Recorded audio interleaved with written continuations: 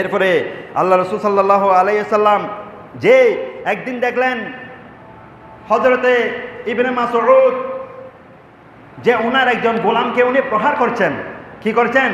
প্রহার করছেন, মারছেন, বা যে কোনো একটা ভুল করেছে সেই জন্য একটু শাসন করছেন। তখন আল্লাহ রাসূল সাল্লাল্লাহু আলাইহি সাল্লাম বলেছেন, এ মাসউদ, তুমি তোমার গোলামের উপর যতটুকু শক্তিবান, আল্লাহ রাব্বুল আলামিন তোমার উপর তার চাইতে 1000 গুণ কোটি গুণ শক্তিবান। তুমি আজকে তোমার গোলামকে, তোমার সাহস আছে, শক্তি আছে, তোমার খরিদা গোলাম হওয়ার কারণে তুমি তার উপর বল প্রয়োগ করছো, তাকে মারতেছো, তুমি তাকে শাসন করছো। কিন্তু কিয়ামতের ময়দানে আল্লাহ রাব্বুল আলামিন তখন তো তোমার সেই ক্ষমতা থাকবে না। সেই ক্ষমতার ভুল প্রয়োগ করার কারণে, ক্ষমতা প্রয়োগ করার কারণে, খারাপ জায়গায় প্রয়োগ করার কারণে আল্লাহ রাব্বুল আলামিন তোমাকে পাকড়াও করবেন। উচ্চ আওয়াজ দিয়ে বলুন আলহামদুলিল্লাহ। সুতরাং তুমি আজকে যে তাকে প্রহার করছো, মারছো, সেটা তুমি কিয়ামতের ময়দানে সেদিন সম্ভব হবে না।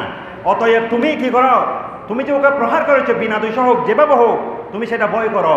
তোমার শক্তি আছে বলে, ক্ষমতা আছে বলে তুমি যাকে তাকে যেখানে সেখানে ক্ষমতা প্রয়োগ করে তাকে মারবে, তুমি তাকে কষ্ট দিবে, তুমি তাকে আযাব দিবে। আজকে তুমি একে কষ্ট দিচ্ছ, কিন্তু কিয়ামতের মধ্যে তোমার সেই হাতে সেই শক্তি থাকবে না। আজকে তুমি ক্ষমতার বলে তুমি তাকে প্রহার করছো, মারছো, কিন্তু সেই ক্ষমতা চিরস্থায়ী থাকবে না। তোমার সেই ক্ষমতা তুলে নেওয়া হবে। আল্লাহ তোমার চাইতেও 1000 গুণ ক্ষমতাবান। আল্লাহ চাইলে তোমাকে পাকড়াও করতে পারেন, তোমার সেই ক্ষমতা নিয়ে তোমাকে শাস্তি দিতে পারেন। উচ্চ আওয়াজ দিয়ে বলুন আলহামদুলিল্লাহ। তখন ইবনে মাসউদ আল্লাহ রসুলের সেই কথা শুনে ওই গোলামের কাছে ক্ষমা চাইলেন, আর ওই গোলামকে কি করে দিলেন? আজাদ করে দিলেন। সাথে সাথে রাসূল সাল্লাল্লাহু আলাইহি ওয়াসাল্লাম বললেন, হে মাসউদ, তুমি যদি সেই গোলামকে আজাদ করে না দিতে, তাহলে আল্লাহ রাব্বুল আলামিনের রোশন হলে পড়তে জাহান্নাম তোমার জন্য নির্ধারণ হয়ে যেত। উচ্চ আওয়াজ দিয়ে বলুন আলহামদুলিল্লাহ। তুমি তো আজকে তোমার ক্ষমতা আছে, সেই জন্য তুমি তোমার গোলামকে প্রহার করেছো, মেরেছো, শাস্তি দিয়েছো, কিন্তু তোমার সেই ক্ষমতা আল্লাহ একদিন থাকবে না। সেই দিন এই প্রহার করার কারণে, মারার কারণে, সেই মারার কারণেই তোমাকে জাহান্নামে যেতে হবে। আজকে যদি তুমি এই গোলামকে আজাদ করে না দিতে, কিয়ামতের মধ্যে তুমি সেই গোলামের মারাকে তোমার জন্য জাহান্নামে যাওয়ার জন্য জরিয়া হয়ে যেত, মাধ্যম হয়ে যেত। কিন্তু আল্লাহ পাক তোমাকে রহমত করেছেন, গোলামকে আজাদ করে দেওয়ার কারণে তোমাকে সেই শাস্তি থেকে কি করে দিয়েছে? মাফ করে দিয়েছেন। উচ্চ আওয়াজ দিয়ে বলুন আলহামদুলিল্লাহ। একটা জিনিস শরীয়তে একটা মাসালা বুঝবেন।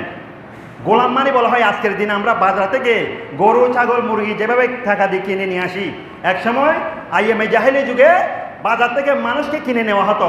আমি একজন মানুষকে 50,000 দিরহাম, 1 লক্ষ দিরহাম দিয়ে কিনে নিয়ে আসলাম। ওই মানুষকে আমি যা ইচ্ছে তা করাতে পারবো, আমার ঘরের কাজ করাতে পারবো, যে কোনো চাষাবাদ করাতে পারবো। আমি যেটা বলি সেটা শুনতে হবে, যেটাই বলি সেটা শুনতে হবে। কি জন্য? আমার খরিদা গোলাম, আমি কিনেছি ওই গোলামকে, অতএব সেই গোলামকে মারতেও পারবো, আমি যা ইচ্ছে তা করতে পারবো।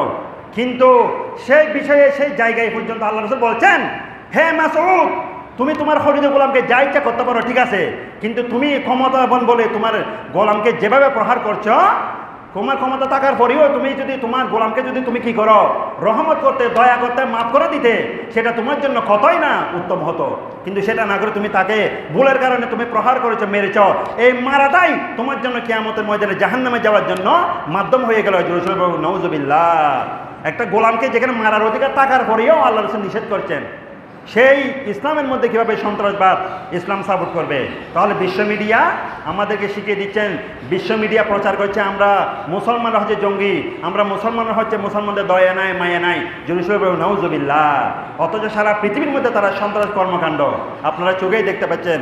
সারা বিশ্বের মধ্যে আজকে কিভাবে তারা মানুষদেরকে পিঁপড়ার চাইতেও নির্দয়ভাবে হত্যা করছে। উচ্চ আওয়াজ দিয়ে বলুন নাউযুবিল্লাহ।